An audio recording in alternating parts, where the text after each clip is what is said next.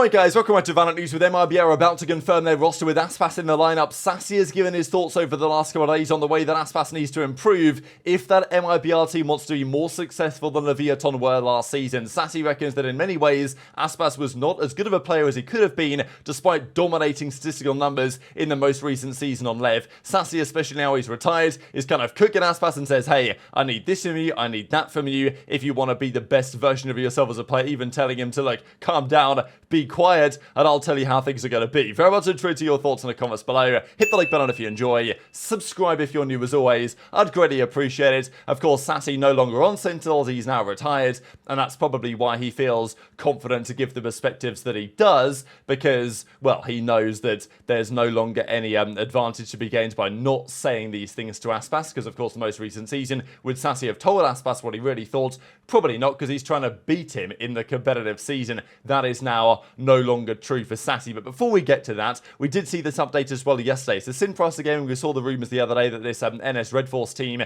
they are coming in Nongchen Red Force as the owners basically of the new Synpricer Gaming. So they're effectively combining, it's a join forces as Riot Jacob describes here, and you know, confident in the capabilities of the team to help us expand the fandom into the league and level up the competition. Of course, there is some optimism that maybe the Synpricer Gaming logo and branding might be maintained, but they are now partnered with a bigger organization that has more funding and is, you know, maybe a more sensible partner to Riot than Synpricer Gaming would be. I thought this was interesting though, as Huntis mentions, right, like, what does this mean for the roster, you know, because Synpricer Gaming just qualified with their team of 5, and now, is it going to be the same roster? Apparently not here. So the president and CEO of Red Force, NS Red Force, says in the replies, team is preparing the new roster update for the new season based on SPG's regular squad. Some of the NS Red Force current team will be included. Besides, after the Korean Challenger Stage 3 is over, we are going to help the rest of the players will be landed onto another team.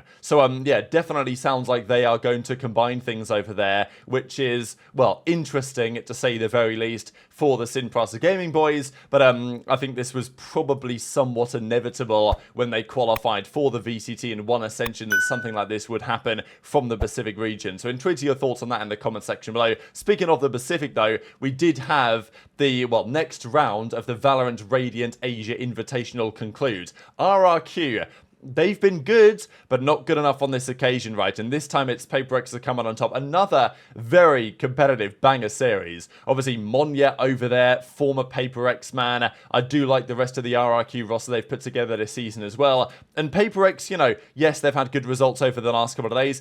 I'm still not convinced where they're going to be. Just hearing those words from Alex, we talked about in yesterday's video where he said, yeah, this roster, we've had our, you know, disagreements, we've had our arguments last season, which we don't usually have. The wounds have healed though, don't worry about it. Like, that would concern me if I was a PaperX fan on whether their roster can actually last the test of time or develop as they need to this season. And look, it's off season, they're doing well. Whether they can win this tournament, that's another question. If they can, that's a pretty big statement. But yeah, RRQ, they go up 6-0 on the first map. They lose it though on the Haven in the end. They then won the Abyss, an absolute banger, 14-12, and the split was pretty good as well. But unfortunately, a classic RRQ where, well, they choked pretty hard, I'm not gonna lie. Something made some big plays on the jet to win them this series. But still, if you're RRQ, you're 6-6.5, you win the first 4 attacking rounds on split, you gotta think that might be good enough to get over the line. But fair play, good adjustments from PaperX, something went big, Mindfreak went big, and yeah, 7 straight rounds for a 13-10 victory on the split to close out the series. And that was good and important for PaperX because that moved them on to the upper semi-final. So the 2 teams here that went 2-0 were very much so unexpected, given that we had Edward Gaming here, we had Gen.G here, but we had PaperX here. But no, PaperX qualify, but they did so in 2-1 fashion. This was the end of the Swiss stage. The 2 teams that went 2-0 were DRX and Detonation Focus Me Gaming, of course. Edward are gone, Billy are gone, Gen.G, RRQ are also gone. So, yeah, big scalps really getting taken this tournament, and these are your playoffs. Detonation Gaming versus Trace Esports, that's going to be a fun one, absolutely. I do like this new DFM roster. We'll see how they get on against Trace Esports. But, of course, this is the side where you're expecting the tournament winner to come from.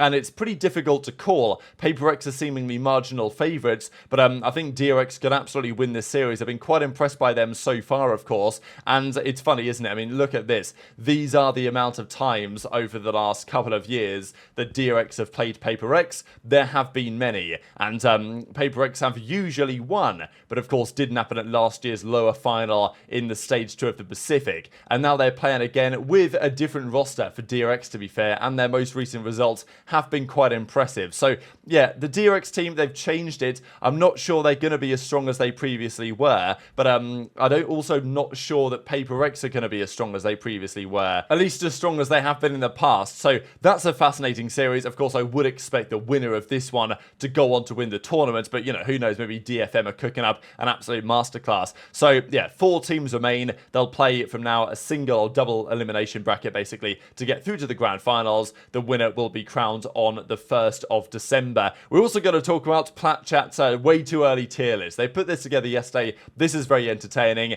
and like, there's certain teams in here that I'm like, okay, I'm not really sure what certain teams are doing in certain categories. At the end of the day, it is what it is. It's a way too early tier list. Ranking across regions is always extraordinarily hard anyway. It's easier to say, okay, Americas, how do we order the teams? EMEA, how do we order the teams? Trying to put them into a bracket like this is basically impossible. And even, look, I would say that there are certain teams in every single row that I would be moving down, to be honest, and be spreading this out a bit more. I know that Sideshow was down to put DRG in a worse position than F. But yeah, if we look at the S tier here, I guess you got to put the world champions in there. Heretics were very good. Obviously, Gen.G, yeah, they could be up there, but they've made a change. I'm not sure they were as good after that change. Vitality, I think it's too premature to put them in the S tier personally, because yeah, they've got some great talent, but you know, they could easily be an NRG 2.0. The new NRG team, putting them there as well. I do prefer this year's NRG team, and what they've done recently has been very impressive, and maybe S tier is fair, but it's still interesting, and obviously Sentinels in the ballpark as well. Then they're putting Fnatic, T1, which I do like, PaperX, Lev, stuff like that, in this kind of like A tier zone with MIBR there as well, with Aspas. We'll get to that in a second. Talon as well. Then we get down to the new DRX team, and even that you know, new NS Red Force Simprasa Gaming team apparently is at B. So yeah, I'm not so convinced, right? There's a few names that'll be like, okay, why are they there? And obviously there's some teams such as, you know, Loud's down in the C tier now, down there with Evil Geniuses, and you know, obviously Fury here in the F tier as well from the Americas perspective. So thought this is a pretty funny list. Carmine Core slotting into B will be interesting for them if that is actually where they end up when the season really gets underway, because of the money they've of course invested in the infrastructure to, I guess, get Sadak into the team, and the potential that might potentially bring. I did think this was kind of funny though, because last year when they did a similar thing in the C tier, they had Heretics and Gen.G both in the C tier. Of course, both teams that either won or did incredibly well the most recent season, and yeah, so it's Bo's basically saying, yeah, this time around there's going to be someone in here that's going to outperform and overperform expectations. And I think absolutely we are going to see some of the teams at the top here massively underperform expectations this season. I think that's almost a guarantee. Now, MIBR were in their A tier. How good are MIBR going to be? That's the question. They confirmed yesterday Cortezia as their new player. They've confirmed a couple of players over the last couple of days. Another 19-year-old young Brazilian player with some good numbers, right? I mean, you look at his VLR, his most recent game actually was on the Red Canids. They played against Stella Gaming, who was a Zenom's team, who was the other player that they announced as joining, and Cortezia was basically that team's best player. So pretty much what they're doing at MIBR, I think, is just picking up the best players that they can find from Brazil in challenges last season and putting them on the roster with Aspas. That seems to be the plan, and to be honest, it's not a bad plan, I would say. So Cortezia is coming in, but I wanted to share what Sacy had to say to Aspas. Now, this clip's a few days old now, but I thought it was relevant right about now, given the fact that Aspas is imminently going to be announced onto the roster, as to exactly what the future is going to hold here. Because on last year on Lev, Aspas was statistically excellent, but he wasn't the happiest camper, let's say, with the way that the team was actually going. He didn't really, you know, like the outfit, and generally obviously wanted to leave, and, you know, that left him with few options in terms of which teams were going to be able to buy him out. But he's going to go to MIBR. He's going to get another chance in the Americas League for next season. But is he going to do enough to make that team a God Squad team, right? Because individually he can only potentially take them so far, and Sacy is basically saying, look, my old friends who we won the World Championship together with back in 2022 on Loud, you've got some work to do. You've got to, make sure that certain plays are being made, you're getting flashed into the site, you're allowing your team to support you properly, because if you don't, you are not going to be the team that you need to be. Ó, se liga, amanhã treininho, tá? Faz direito, viu? Eu não quero ficar assistindo pinagem ano que vem, não, tá? Vendo burrice, não vem com esse papo. Aposentado é o caralho. Você acha que eu não vi, né? Você acha que eu não assistia lá, Leviatã toda cagada com você rushando na Icebox sem flash, achando que era o Superman. Você acha que eu não via isso? E se você fizer isso aí no Made in Barueri aí, né? Que não vou falar o nome. No Made in foda-se. Silêncio. Se você ficar fazendo essas coisas aí nesse timinho que vai ser brasileiro agora, a gente vai brigar. E é sério, tá? Não vai chegar achando que você vai ficar, vou entrar sem spot, vou entrar sem bang, vai entrar sem caralho. Se acontecer isso, eu xingo o NZR, xingo todo mundo nessa porra. Você vai fazer o exec direito, tá? Por que você vai xingar o NZR? Não, você tá ligado. Dá licença que eu vou jogar com o Asker. Segunda-feira, às 7h30. Tchau. Tá, suave, sai, deixa eu jogar. Sorte. Não, se cair contra, tá fudido. Se cair contra, vai tomar pau.